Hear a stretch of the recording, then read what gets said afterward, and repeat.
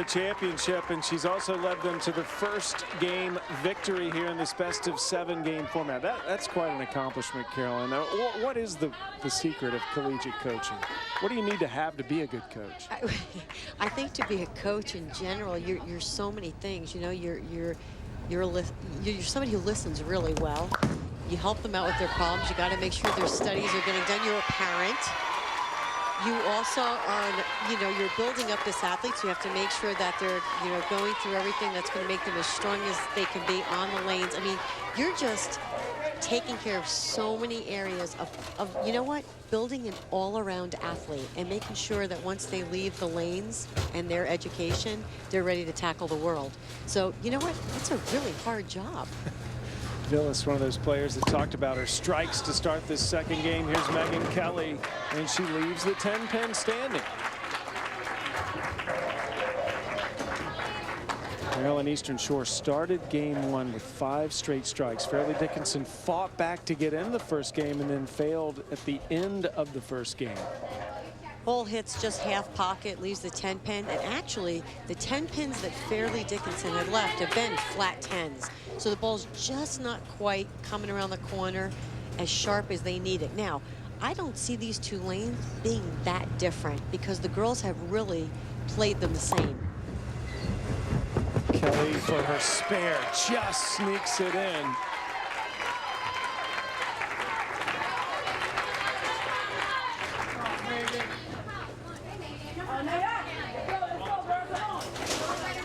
Ball just hanging on, staying out of the gutter. Here's Megan Buja, named an Alberta E. Crow Star of Tomorrow by the U.S. Bowling Congress. Former high school valedictorian. She now has a 4.0 GPA in human ecology.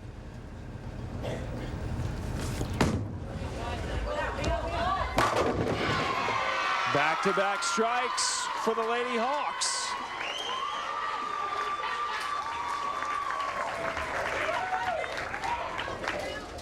Another great shot. Getting that early double.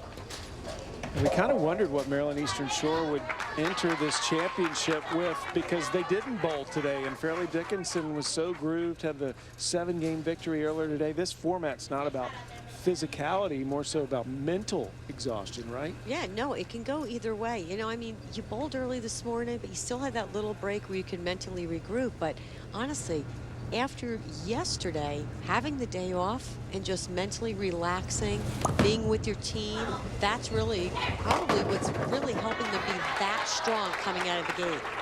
Hunziker leaves that to pick up her spare. Here's that traditional style you talked about. Picture perfect at the end. Ball goes just a little high. This time gets the break and only leaves the 4-pin.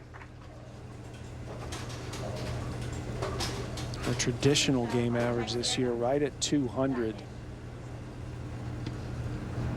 Very consistent bowler for Mike Lepresti.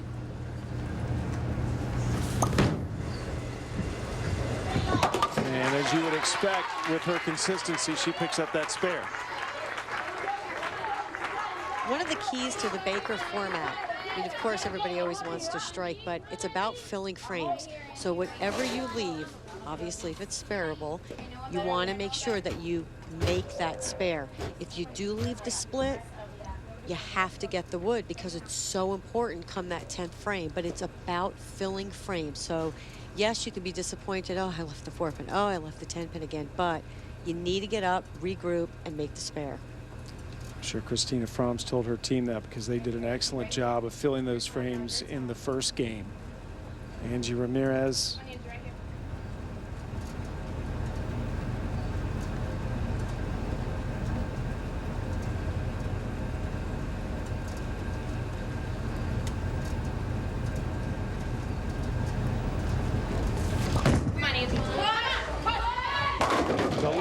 Lets it fly for another strike.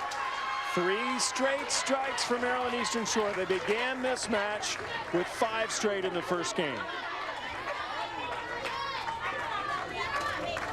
And here in the second game, 3 straight. You saw her say push, push. She missed her target probably a little bit to the right, but trips the 6-pin and gets the break. Wiesenfeld, best bowler in Israel on the national team, big following in that country. And she strikes. That'll make all the fans back in Israel happy. They're watching. Fairleigh Dickinson well represented with local fans as well. A lot of the parents made the trip. They won the national title practically in their hometown 2 years ago in New Jersey. Mariana Alvarado bowls for Team Mexico. She'll represent Mexico in Thailand later this year. And leaves the 10. I think she thought she had it. Comes in just a little light. Once again, leaves that flat 10. Seems like she's playing that lane a little bit deeper than she did the right lane. Probably make the adjustment, just move a little right. Little right with her feet. And not get it so far right down the lane and kick that 10 out. The 10 is left for her spare. And she's got it. So no open frames for Maryland Eastern Shore. That does break the strike streak at 3. But Fairleigh Dickinson needs to start filling some frames in a big way here.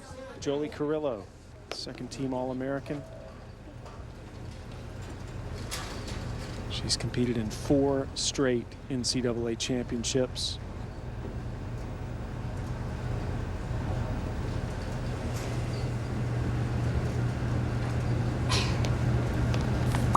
The heart and soul of this team. And she strikes to fire up the Knights. Who says you have to hit high flush? The light shakers are just as good. Keeping the ball in play. Great form. Fairleigh Dickinson needed that one. She brings this team intensity. Coach Lepresti called her the heart and soul of this team. Now here's, to me, the bowler of the match so far, Tania Falbo, who ended with 3 straight strikes in the 10th frame in game 1.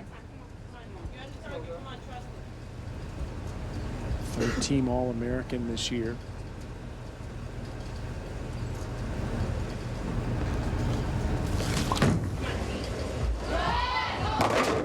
And Falbo continues where she left off at the end of game 1.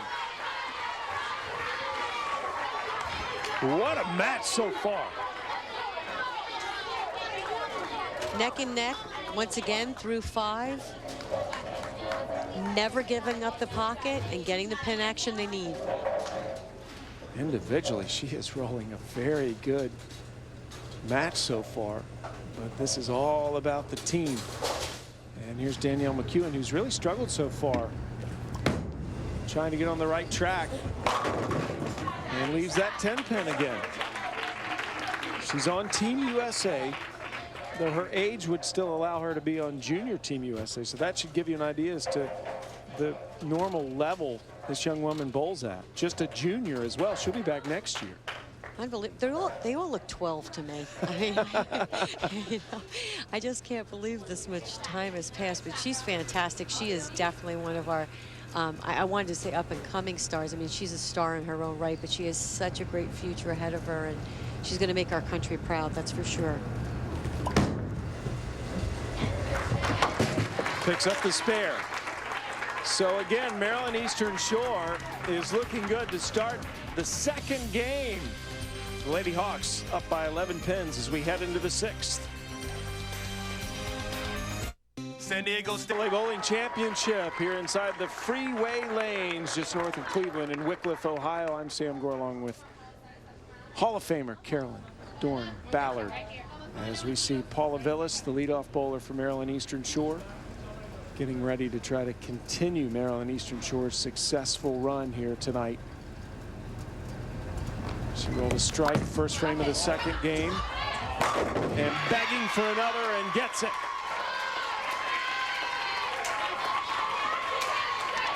It's hard to find a weak link here for Maryland Eastern Shore. No, Paul is just such a natural talent, and she has come into her own and really, really knows how to attack the lanes. And her enthusiasm, she just feeds off that, makes her a great bowler. Do you need that from your leadoff bowler? Absolutely. Your leadoff bowler not only is usually the most consistent who can fill a frame, okay?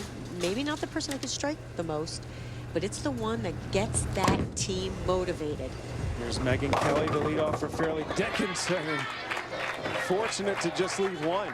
Comes in very light, but gets a break and only leaves the 2-pin. She's an excellent golfer.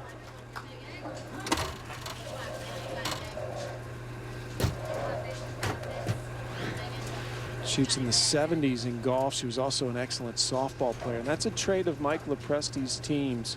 He recruits athletes.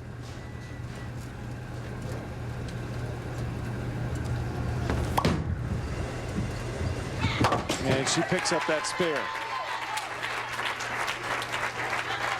Chance for a young woman to get a college scholarship in bowling, where maybe as in golf or softball it may be a little more challenging. Megan Kelly making the most of her opportunity. Now on to Megan Bouja. Just won the NCAA Elite 88 award. That's the highest academic honor the NCAA gives in each individual sport, which, by the way, Christina Fromm won last year.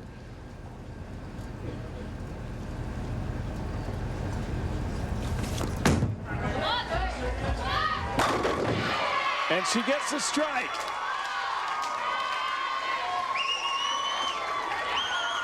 They are not giving this Fairleigh Dickinson team much area at all. They just keep coming out, making great, crisp shots, and getting the result they need. Now it has been an on-fire performance so far for Maryland Eastern Shore. They have yet to cool off after having the whole day off. Toured the Rock and Roll Hall of Fame.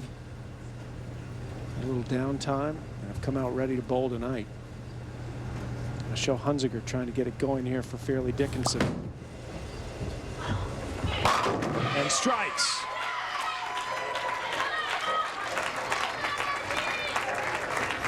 Hunziker trying to turn this game around for Fairleigh Dickinson as we head into the 8th frame.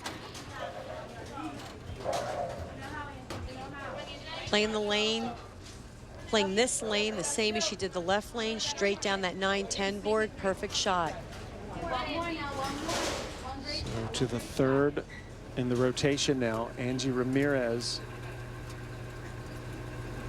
Ramirez from Bogota, Colombia, just named an All-American for the 2nd straight year.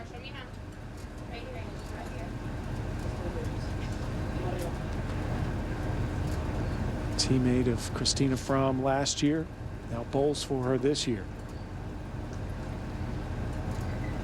And Ramirez said that was a big benefit for her.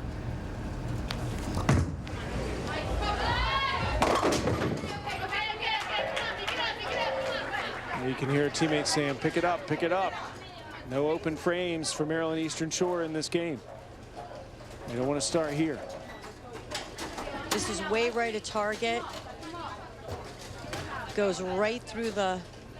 Wow. Go right through the pins. Very spareable. You need to take your time, regroup, make the spare. Come on, bro, let's go, fill it in. For a lefty, where do you want to hit this, Carolyn?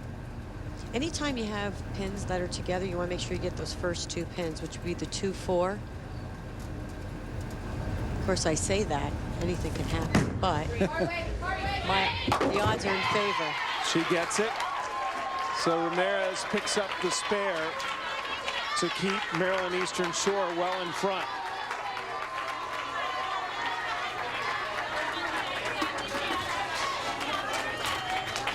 You can see Christina there showing her what she's doing. She tilted her shoulder in a little bit, and that usually happens when you miss. When she missed right of target, she may have dropped her shoulder just a little bit, got a little ahead of herself, closed down on it, and that forced it to go to the right. Vizen fouled with another first strike. Back-to-back strikes for Wiesenfeld. She's been a bright spot in this Fairleigh Dickinson lineup tonight in the 3 spot. She was the leadoff bowler all season and has a slight knee injury that pushed her down to 3rd. There's Mariana Alvarado.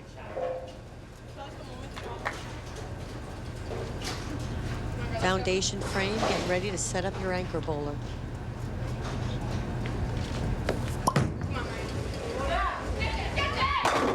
And a strike.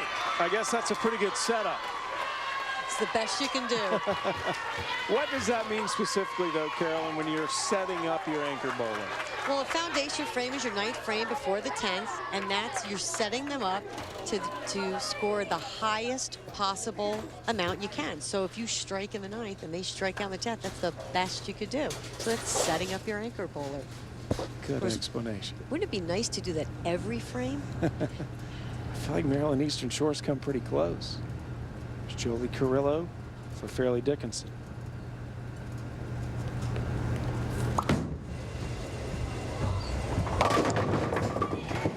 Just can't get that last pin to fall. So Carrillo will have that left for her spare. Fairleigh Dickinson's women's bowling team have a pretty good golf team. Carrillo is another one of these good golfers on this bowling squad. She's hitting around the 12 board. Her last 2 shots have been light.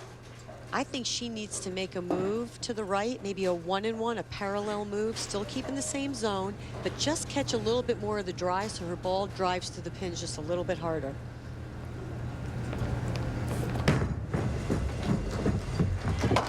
Carrillo picks up the spare, so we will head into the 10th frame with Maryland Eastern Shore up by 20 pins.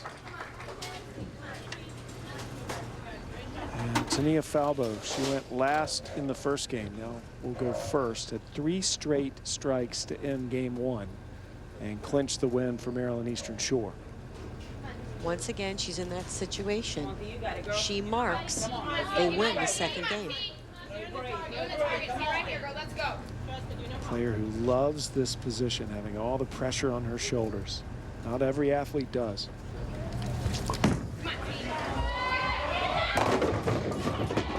Leaves that to pick up the spare.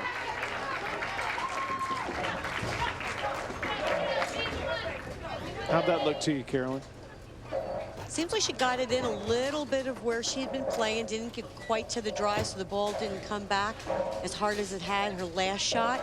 But she got a break, left 9, makes the spare. They win the 2nd game.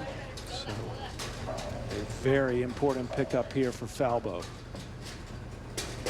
This is a best-of-7 game match for the NCAA title.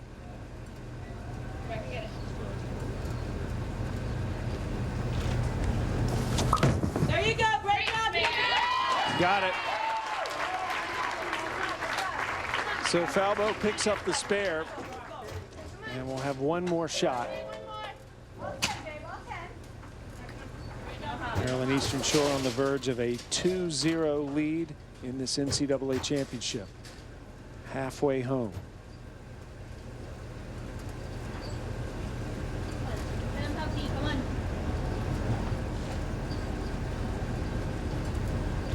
From a winning player last year, trying to coach this team to victory this year. And a little icing on the cake for Tania Falbo and the Maryland Eastern Shore Hawks.